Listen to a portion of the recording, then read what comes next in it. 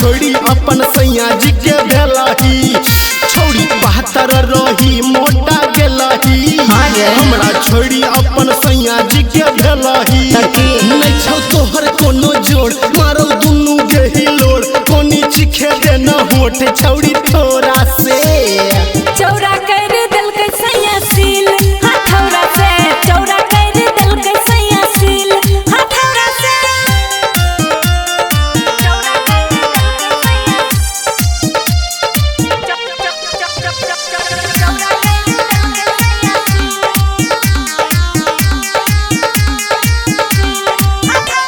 हमरा लग गे छौड़ी तू नखरा देखेले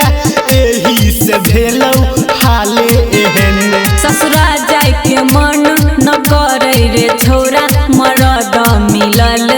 साढ़ एहन की कहियो तोरा हम यार रे मजा मारे हमरा लगातार रे की कहियो तोरा हम यार रे मजा मारे हमरा लगातार रे गे हमर बात काट देला हमरा छोड़ी क गेला कहला नहीं लेना देना छै तोरा से हे चौरा कर दिल के सैया सील हथौड़ा से चौरा कर दिल के सैया सील हथौड़ा से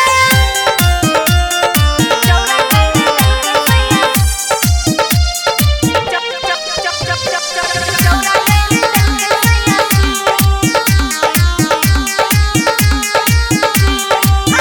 हे गे मर्द के अपना तू नाम बता दे हमहू त बुझी लेबै न गे हे नीकू निराला बोलै छा तू ज्यादा नाम छ पहलाद परदेसी रे केहन मरद से पड़ गेलै पाला हाला करत करत बज गेलै गाला केहन मरद से पड़ गेलै पाला हाला करत करत बज गेलै गाला गे कहू कार्तिक विशाल भूल गेलौ तोहर गाल चाइप लैत हेतौ सैया तोरा